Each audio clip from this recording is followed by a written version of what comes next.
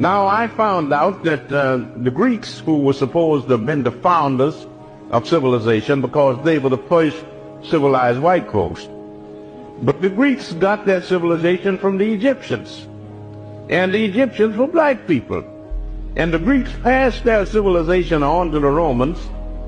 They couldn't retain it, they lost it. They had a dark age in Europe for 500 years. And then another bunch of Africans, the Moors, from North Africa moved into Spain and started civilization all over again. So instead of Europe civilizing Africa, Africa has civilized Europe 2 times.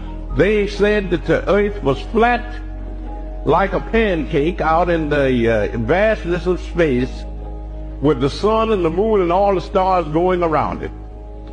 The ancient Egyptians in the Pyramid Age 6,000 years ago knew that the world was round.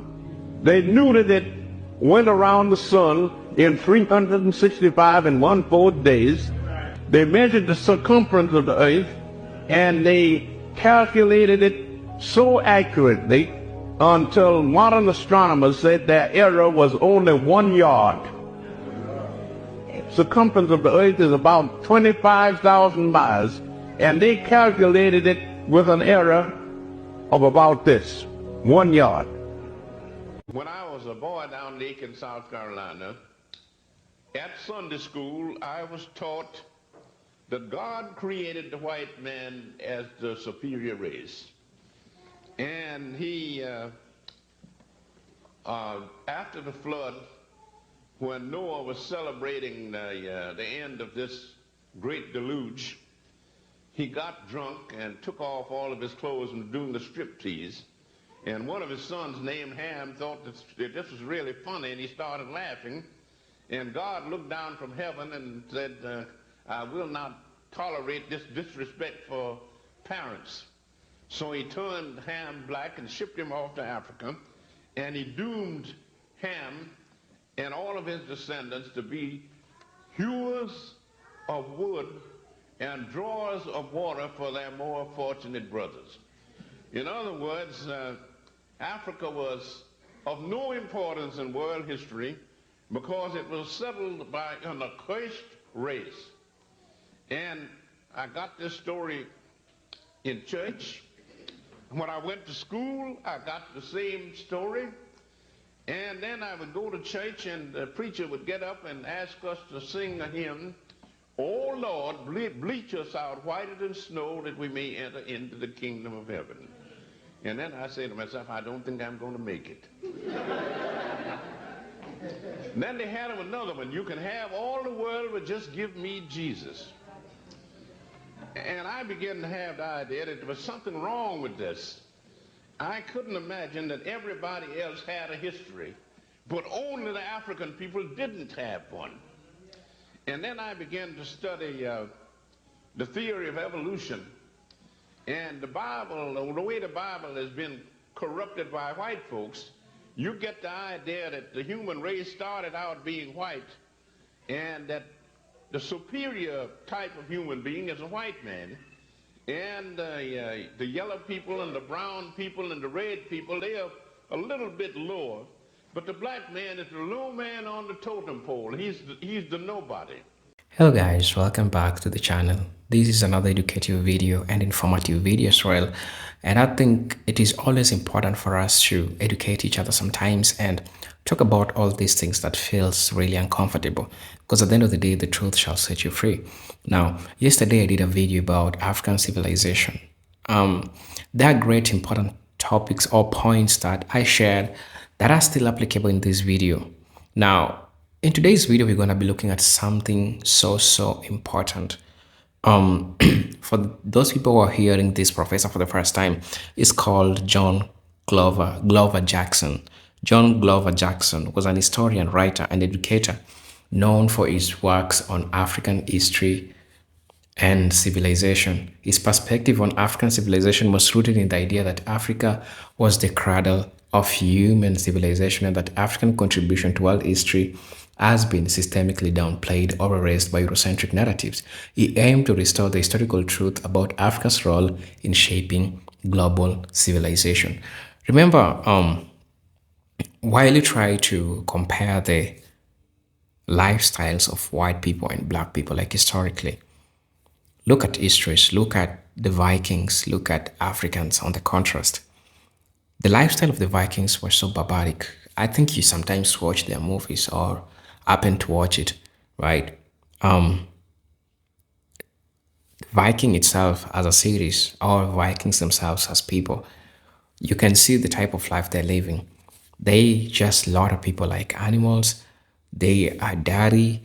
There are a couple of things that they do. And when you try to look at the African perspective about life and the traditional African society, talking about traditional African society, because that's when and those periods are when the civilization came to people. You get to learn that there is so much that the world borrowed from the Moors, that the world borrowed from Africans, especially who are in the Middle East. I'm talking about Egypt, right? Because they are the people who came up with science, mathematics, technology, and name it all. And all these people later on came and stole these from them. Why am I interested in this topic? It's because some of us, continental African, we believe that there is nothing great a black person can do. I have an uncle, sorry to share this, but if you ask him the contribution of black people and white people, he definitely believed that white people are like gods. They do incredible things. Try to tell him that all these things that you're seeing, it began with a black person who looks like you, and it came in your, it all started in your continent, Africa. He won't agree with you for some reasons. And that motivates me to share these videos with people who are like-minded like him. So I want us to watch this video. I feel it's important for us to have a look at how, the world really overlook or underlook, I'll say underlook Africa, because most of the things were stolen. Colonialism came in, slavery came in, and Arab slavery came in, and it distorted all these great things that black people did. So that being said, I want us to watch this video. I'll be back and then we'll have a talk about it. Down Lake in South Carolina, at Sunday school, I was taught that God created the white man as the superior race. And he, after the flood, when Noah was celebrating the end of this great deluge, he got drunk and took off all of his clothes and was doing the striptease. And one of his sons, named Ham, thought that this was really funny, and he started laughing. And God looked down from heaven and said, I will not tolerate this disrespect for parents. So he turned Ham black and shipped him off to Africa, and he doomed Ham and all of his descendants to be hewers of wood and drawers of water for their more fortunate brothers. In other words, Africa was of no importance in world history because it was settled by an accursed race. And I got this story in church. When I went to school, I got the same story. And then I would go to church and the preacher would get up and ask us to sing a hymn, "Oh Lord, bleach us out whiter than snow that we may enter into the kingdom of heaven." And then I say to myself, I don't think I'm going to make it. Then they had another one. You can have all the world, but just give me Jesus. And I began to have the idea that there was something wrong with this. I couldn't imagine that everybody else had a history, but only the African people didn't have one. And then I began to study the theory of evolution. And the Bible, the way the Bible has been corrupted by white folks, you get the idea that the human race started out being white, and that the superior type of human being is a white man, and the yellow people and the brown people and the red people, they are a little bit lower, but the black man is the low man on the totem pole. He's the nobody. So I said to myself, I know there's something wrong with this. So I got up to Harlem and heard Dr. Harrison lecture and heard J.A. Rogers give lectures. and I went and studied with Schomburg, and they began to tell me what to read and what to study. And then I found out that the first human beings were not white folks, they were black people, because the human race started in Africa millions of years ago. And these black people were the first members of the human race, and some of them wandered into Europe and got bleached out white, and some of them wandered into Asia and got bleached out yellow, and some of them wandered into America and got bleached out red. But the original man was the black man. And then I found out another thing, that in these these people wrote their own histories, and the Christians say that God is an oversized man. Their image of God is a big man. These ancient people in Africa said that the first God was a woman. They said because in the process of evolution, the female sex is the primary sex, and it comes first. So the woman must have become before the man. And if the first human being was made in the image of God, God must have been a woman. And there's a book out now by an author named Burlingstone, When God Was a Woman. Now, I began to study, and I found out that you go back and study the ancient history of Egypt, and especially the religion of ancient Egypt, and they had a Bible. I have a good English translation of it in 3 volumes in one, called the Theban Recension of the Book of the Dead. And in this, you take this Egyptian Bible and compare it with the King James Bible, which is popular among the Protestant denominations in the United States. And you study the Egyptian Bible and you study the Christian Bible. The Egyptian Bible goes back 10,000 years. The King James Bible only goes back about 300 years. The King James, I think it was about 1619. And then you study these 2 books and compare them, and you find out that the Christians took the whole Christian Bible, the Old Testament and the New Testament, out of the Egyptian Book of the Dead. So that if you want to go to the source, don't go to King James. Go to ancient Egypt, and you've got a Bible that's 10,000 years older than anything that these Christians have. Now, after studying this, I decided to do some research and writing, and after dropping out of college, I would work on a job in the day and go to the library and study at night. In those days, they kept the libraries open until 11 o'clock at night, so that if you couldn't go to school, you could go to the library. Nowadays, they close, sometimes the library closes early, so if you wait, you're not going there. I had the good fortune to be born before there was any radio and before there was any television, so I had to learn to read, write, and count. Today, with television and radio, you have students going through college, graduating with a degree, and then they can't even write their own name. There was a University of Iowa, a student who was a football player. He graduated with a BA after his name. He was planning to be a professional football player. He had an accident and broke one of his feet, so he had to take a job as a parking lot attendant. And then when he signed the job application, he misspelled his own name. This is what you have going on today. Now, here's what I wanted to say. According to the King James Version of the Bible, if you go to a Protestant church, you find a big Bible there, and in the back of it, they have the chronology of Archbishop Ussher of the 16th century. An Irish archbishop of the 16th century, And he tells you how old the world is according to the King James Version of the Bible.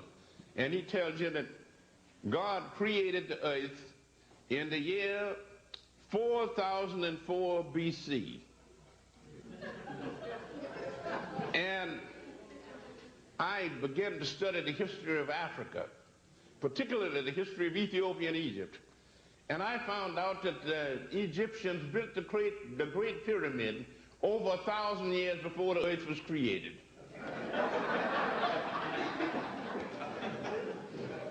And then I ran across another biblical scholar, the vice chancellor of the Reverend Professor Lightfoot, vice chancellor of Cambridge University, and he improved on Usher. He says God created the world in the year 4004 BC on September the 22nd. It was either September or October, I don't remember it, at 9 o'clock in the morning.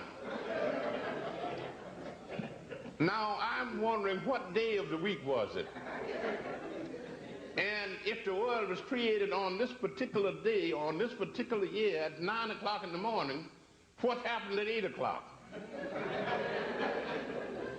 I mean, you have all these unanswerable questions. So then I began to do research, and we were told that this godlike white man, the first civilization in the world was that of the Greeks. These was supposed to be the most intellectual white people that ever lived. And that they created a great civilization and then passed it on to the Romans. And all the great civilizations were created by white folks. Back in 1934, an English historian named Arnold J. Toynbee wrote a study in history, a history of the world in 12 volumes. Don't try, if you find the book in the library, don't try to read it, because one of the hardest books to read is Karl Marx's Capital, and he was an even worse writer than Marx was. That's a record. Toynbee says there have been 21 civilizations in the world. So many were created by the white race, so many by the yellow race, so many by the brown race, so many by the red race. The black race has not created one civilization. None at all. We have done nothing. So I was giving a lecture in New York, and somebody says, well, didn't Toynbee know that Egyptians were black people? I says, Toynbee says they were white people. You see, if you are a racist historian, you don't have any regard for the facts at all. I visited West Africa in 1977, Senegal.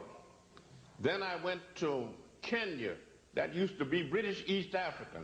Then on up to Egypt, to Cairo, and to outside of Cairo to look at the Great Pyramid and the Sphinx, and then took a plane up the Nile River to the ruins of Thebes and walked through the temple of Ammon at Ammon-Ra that was built in 3700 BC, the greatest temple that was ever built in the world. And I saw all these great things. And we know that black people built all these things. And yet Toynbee was supposed to be the greatest historian of his day, a professor at Oxford University, and he tells you that these people were white. And if you listen to these people, you'll get your mind terribly balled up. Down in Kenya, outside of Nairobi, I visited a village of people that called the Maasais. The Maasais of the same racial stock as the ancient Egyptians and the Ethiopians. And while I'm standing there looking the village over, some of these people came up and I was shocked. All the authorities that I have consulted told me that these people were members of the white race, and they were blue-black. In Senegal, where they say the people are Negroes, most of them were sort of medium brown color. None of them were actually black, but they are Negroes. And then you go over to East Africa among the Maasais, and most of them are blacker than a blackboard, and they're white people. So I mean, if you're going to get the lowdown on history, you've got to use your own head, not somebody else's. Now, I found out that the Greeks, who were supposed to have been the founders of civilization because they were the first civilized white folks, but the Greeks got their civilization from the Egyptians, and the Egyptians were black people. And the Greeks passed their civilization on to the Romans, and the Romans were a very stupid, dumb bunch of people for the most part. They couldn't retain it. They lost it. They had a dark age in Europe for 500 years. And then another bunch of Africans, the Moors, from North Africa moved into Spain and started civilization all over again. So instead of Europe civilizing Africa, Africa has civilized Europe 2 times. So that's what you have to keep in mind. And now I want to say something about why it is that I have to be talking to you about African history. The reason I'm talking to you about it is because it's not in the textbooks. And it's not in the textbooks because we don't write textbooks. We have other people write the textbooks, and they put that propaganda in there, and we are supposed to swallow it.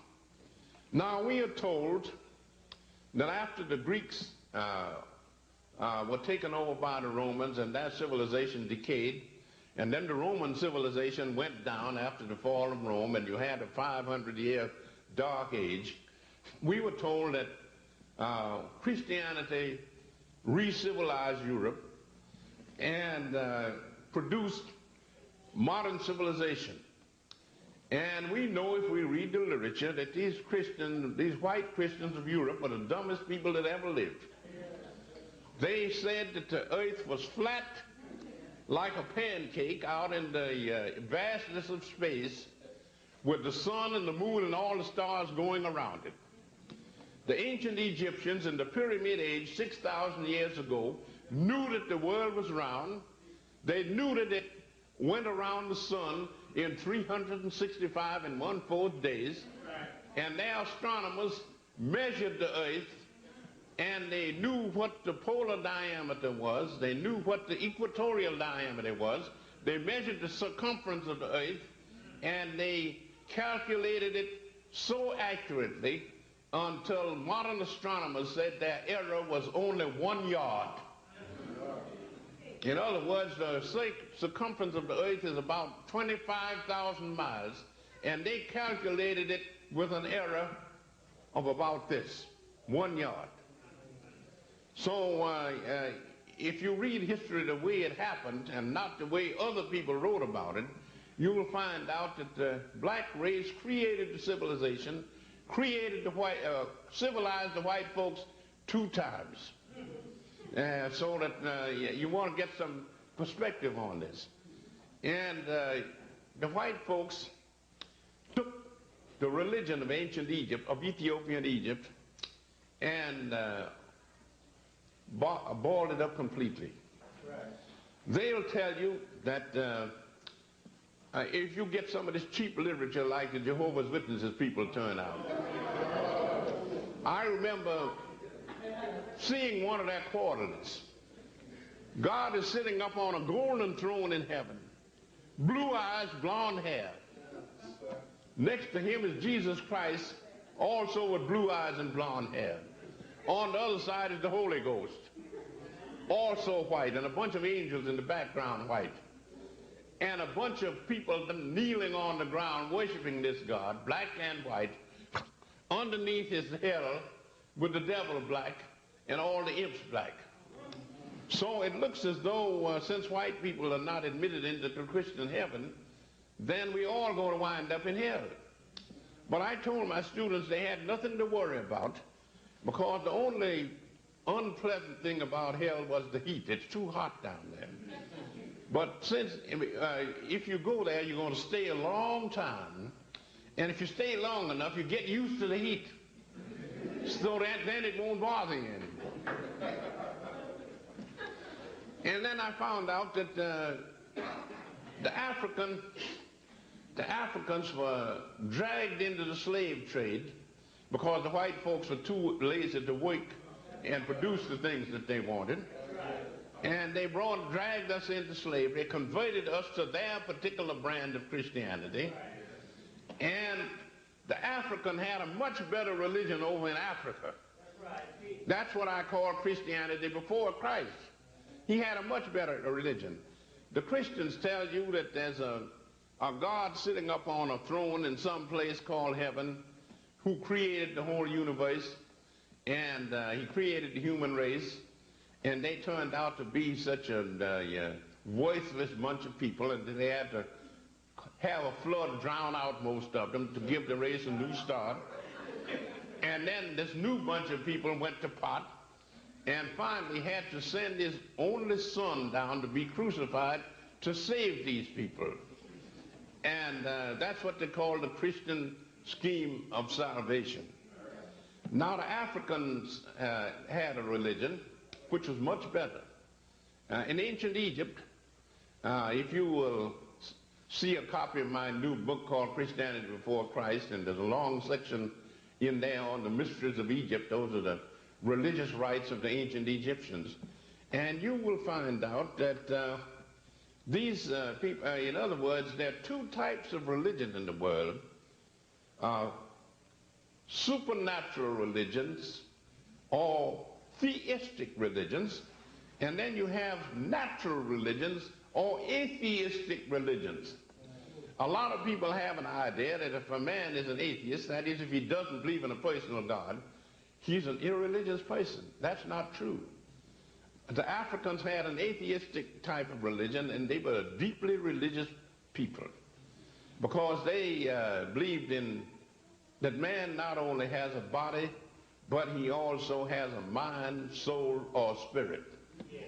And they took the position, for instance, if you went to a temple in ancient Egypt and told the priest that you wanted Horus, the Egyptian Christ, to save your soul, he would tell you not to waste his time. That Horus, Osiris, Isis, and nobody else is going to save your soul except you. In other words, they tell you this. They say, we believe in reincarnation. You have lived before. You've come back to the world. And if you want a better life, the next time you come back, you'll have to earn it yourself. The gods are not going to give it to you. And the Egyptians told these people, if you want a better life the next time you come back to the earth, you live a good life now, and then when you come back, you'll have a better life. But if you lead an evil life, the next time you come back, it'll be worse. So it's up to you. Yeah, so that they told people not to pray to gods or angels or anything to save them. It was their job to save themselves. And I think that's a better religion than asking some dead Jew to save you.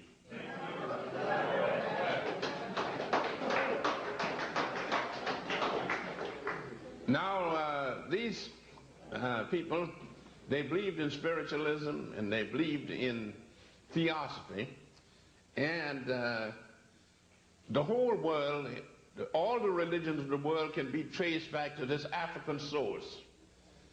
And Christians say their religion is true, but paganism is false. And as I've told some preachers, Christianity was stolen from the pagans. So if paganism is false, so is Christianity.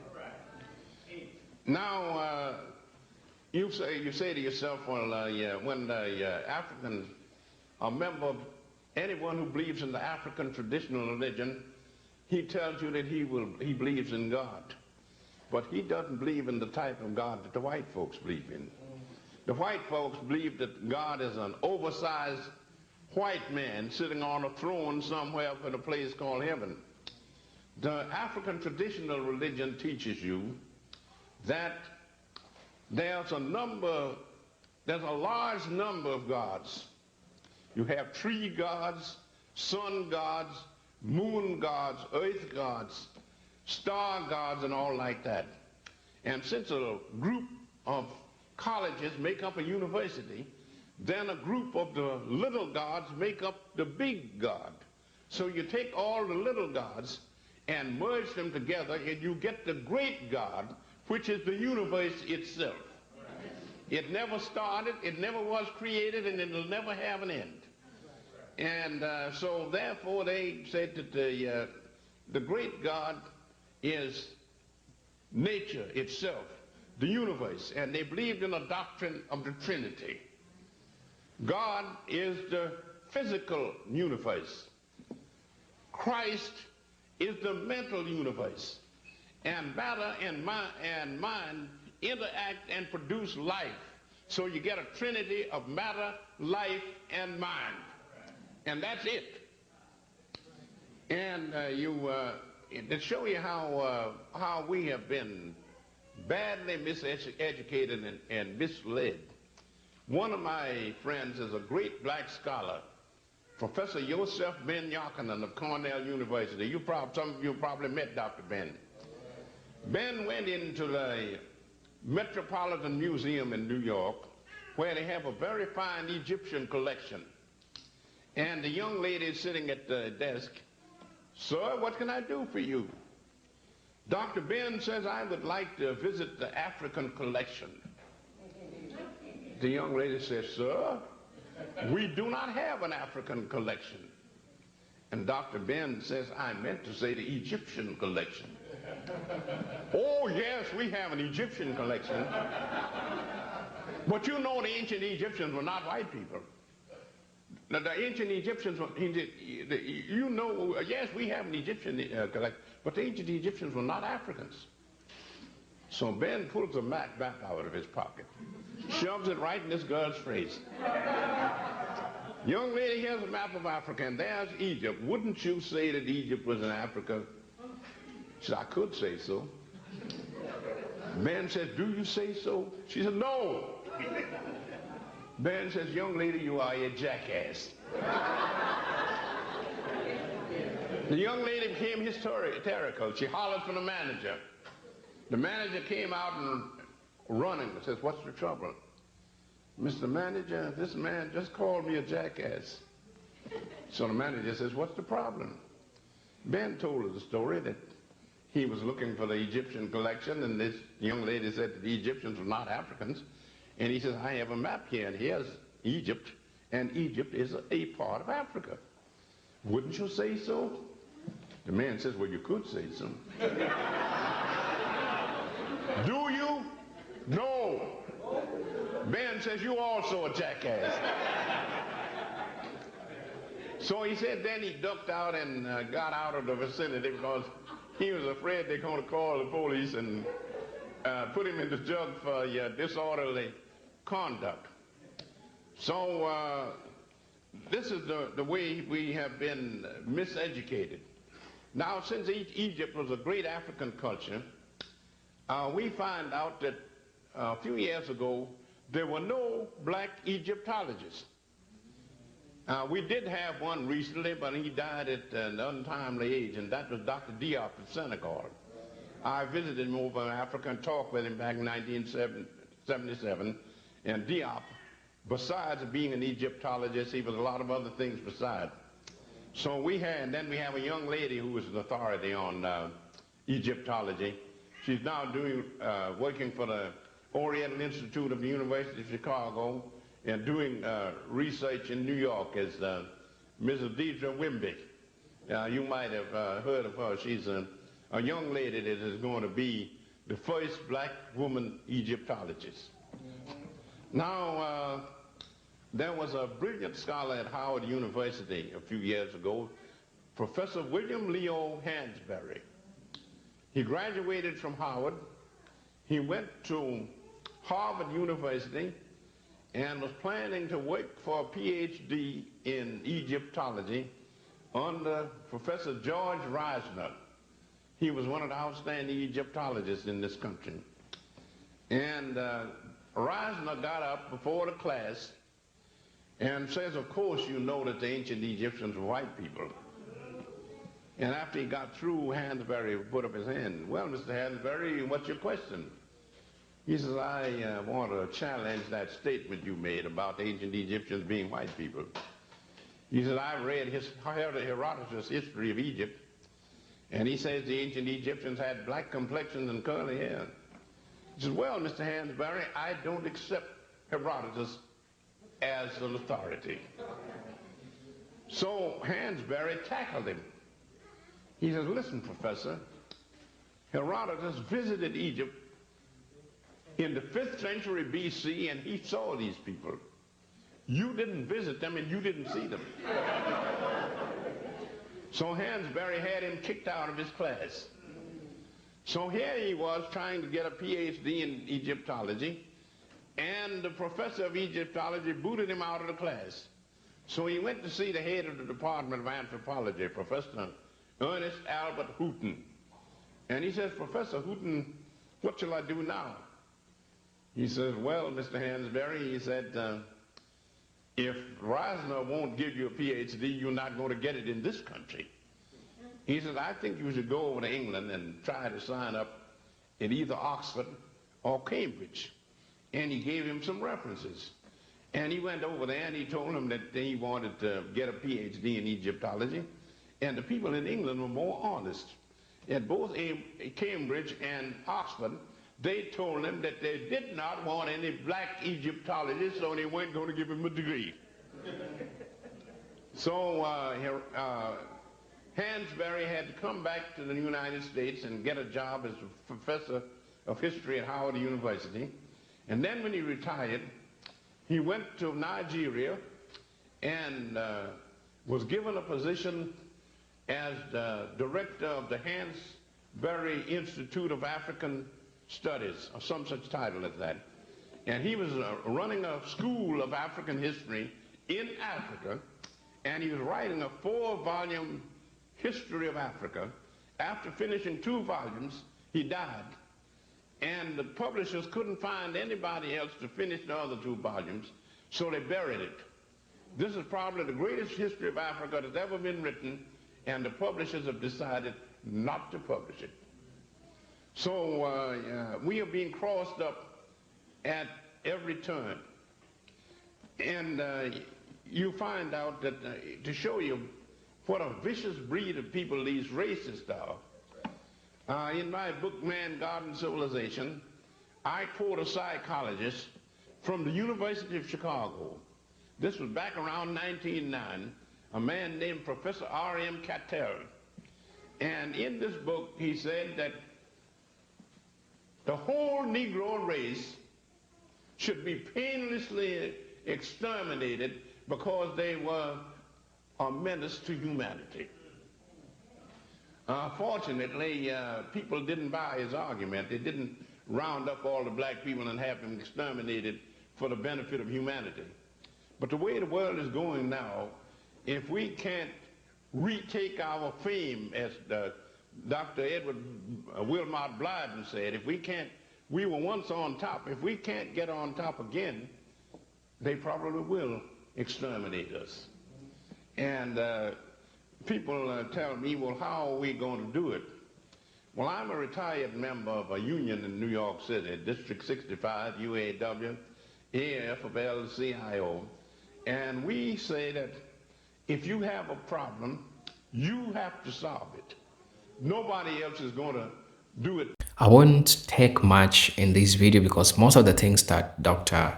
John Glover Jackson talks about are things that I've been saying for the longest time. And of course, he has done great work. You could go check out his books. Right. It's important for you to go support the scholars who are trying to educate people. Now, generally, the things that he talked about in this video are a couple of things. First is Africa as the cradle of civilization. Now, Jackson emphasized that Africa was the birthplace of humanity and civilization. He referenced scientific discoveries in anthropology and archaeology, such as the findings of early human beings in East Africa, to argue that Africa was the foundation of human development. He also pointed out that the world's earliest advancements, culture, language, and societal organizations emerged from Africa. Yes, this is true because if you go to the laboratory or check the material culture, you will find that it's true. All these things existed. Take a look at Australopithecus in Kenya, right? This shows you that the first person, the first human beings were being found in East Africa was probably somewhere around Kenya. So it's important for us to get to understand all this history. People don't get to lie to you because you don't take time to understand the greatness, all the things that people who look like you and I, our ancestors, did in the past. Another thing that he talks about is the influence of ancient Egypt. He strongly argued that ancient Egypt was an African civilization, rejecting claims that it was separate from the rest of Africa. He highlights how Egypt's achievement in architecture, medicine, mathematics, and philosophy were not only African in origin, but also foundational to Greek and Roman civilization. He believed that acknowledging the African identity of Egypt was key to understanding historical greatness of Black people.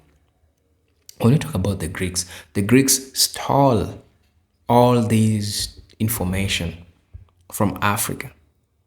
It isn't like they are genius or they came up with all these things. They took it from Africans. And I think Dr. Jackson explains this so much. I'm also going to be doing a summary on the third thing, which is Africa's role in science and knowledge.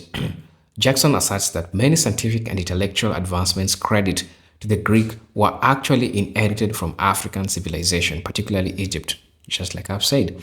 He referenced scholars like George G.M. James, who argued in Stolen Legacy that Greek philosophy was derived from Egyptian teachings. Jackson maintained the African civilization contributed significantly to astronomy, medicine, engineering, and education long before Europe's rise. And that really makes sense when you come to think and look all how these people operate or how these things happen. I'm going to be talking about the spread of African civilization.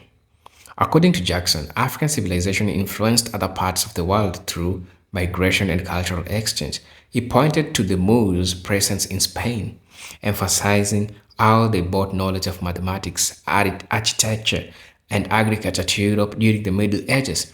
He also discussed early African contact with Asia and America, suggesting that African sailors and traders had global impact.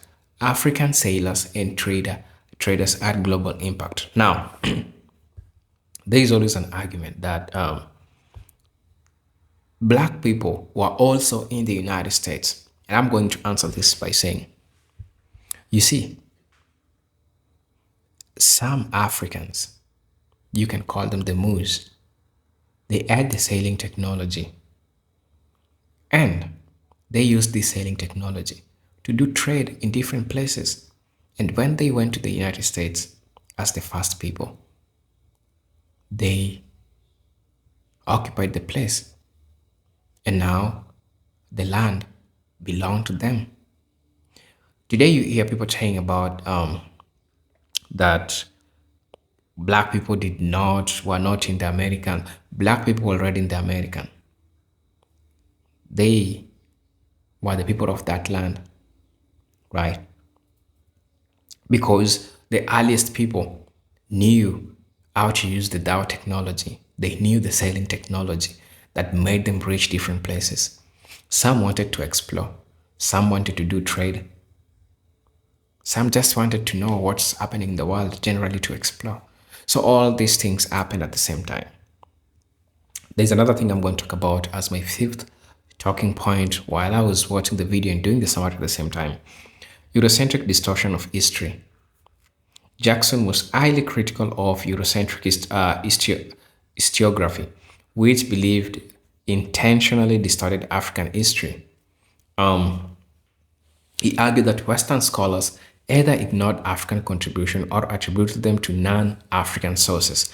He saw this as part of larger colonial and racist agenda designed to justify the oppression of black people by making them seem historically inferior.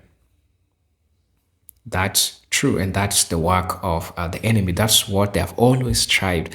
That's what they have always wanted to do for the longest time.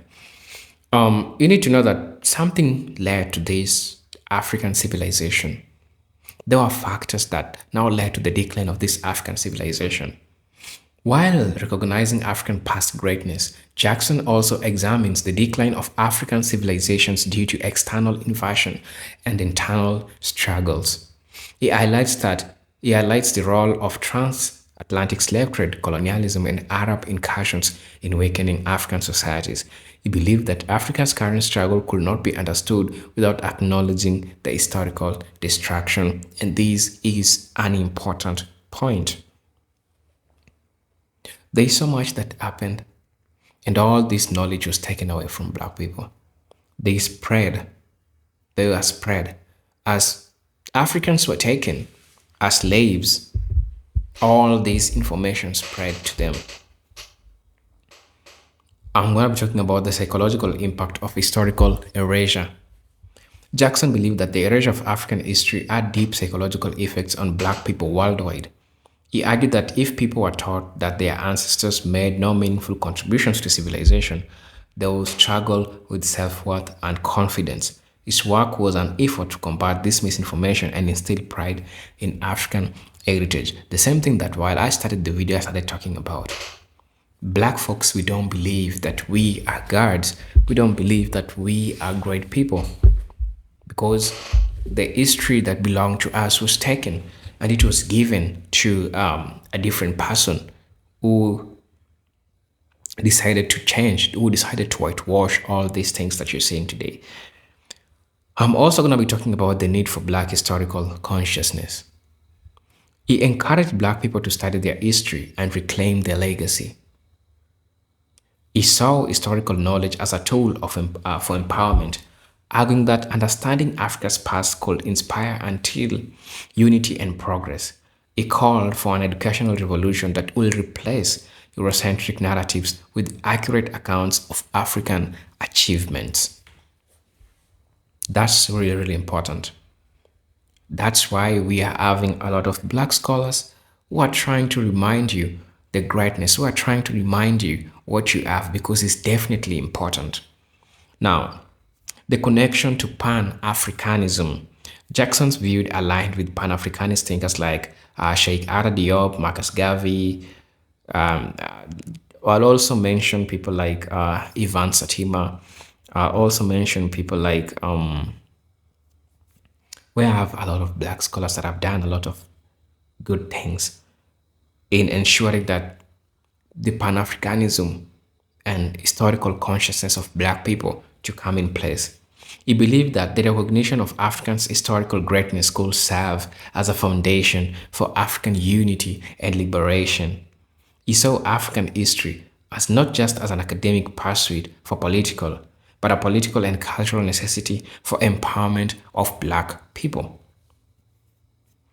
The last thing I would like to talk about that he also talks about in the video is the importance of independent scholarship. Finally, Jackson advocates for black scholars to take control of their own historical narratives.